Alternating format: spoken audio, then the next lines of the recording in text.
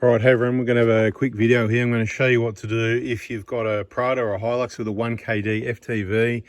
You've lost power, there's smoke out the back, you've followed my videos, you know what a cracked piston is, take the cap off, you've all confirmed that.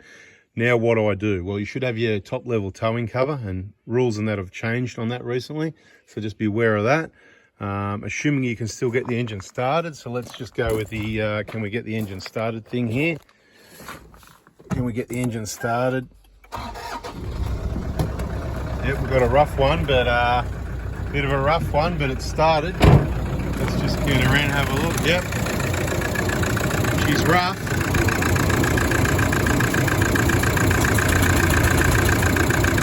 Right, so we're going to go for a drive. Now the precautions, the things you've got to be careful of. This thing's wrecked anyway, I'm not worried about that.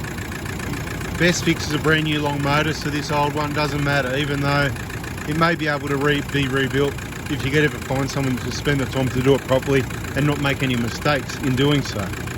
But the precaution is you might run out of this stuff because the oil's blowing through the hole in the piston to places it shouldn't be, up, down and in and out, all the wrong direction, and it's going to go places you don't want it, right?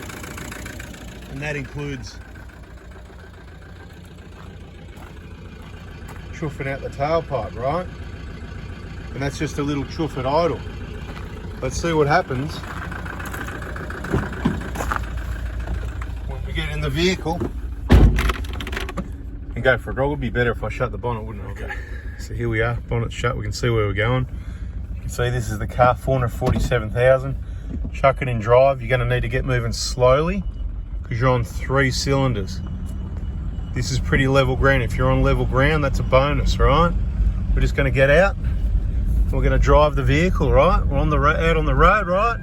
In this case, maybe we can do what we want because we're on private property, right? And no seat belts and all that. We go as fast as that. Point is, look, I'm driving. You can still go wherever you want, right? Just don't push it too hard, because what you're going to get if you push it too hard, I'll show you.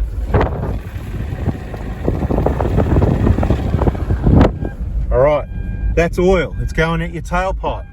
So what you need to do, it's just going to chuff a bit of smoke out for you while you're accelerating. Right, let me just show you what I did. Oh, can you see all that? Can you see all that smoke? Look at that. Right, that was me. All that smoke. Anyway, right, the more you push it, and the bigger the crack in the hole in the piston,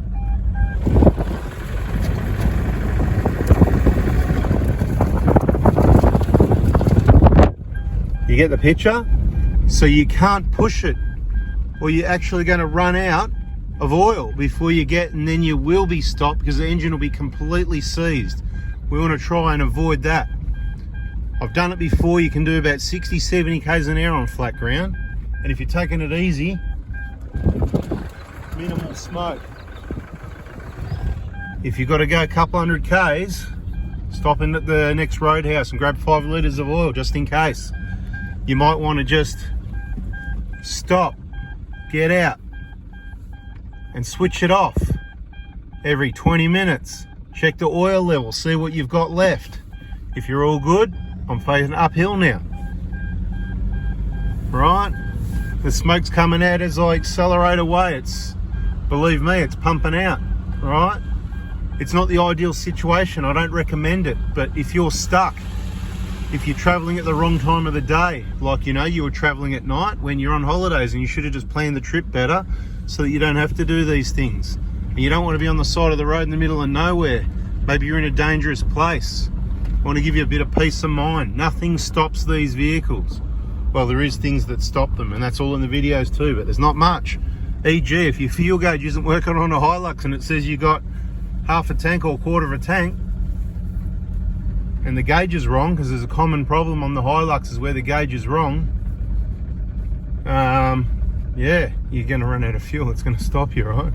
But you just got to pour fuel in. Nothing really stops these cars most of the time. But anyway, that's a story. Driving a car with a cracked piston. I can do this all day long. At the moment, I'm just doing small circle area in the local area here. But Trust me, I've done it. 60, 70 k's an hour, you can do it.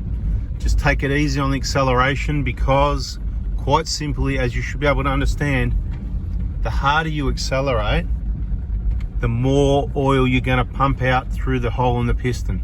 Thanks for watching. I hope that helps. Trying to help you here. Hit the like button if you learnt something, or if it helped you. If you've got a friend with a, possible situation, get them to check it out just in case, so they know. Don't panic. You don't have to switch it off. Ideally, you would switch it off. If you've got phone service, RACV cover, you're not too far away. RACQ, RAC, whoever. Make sure, check your cover. Make sure you got it covered.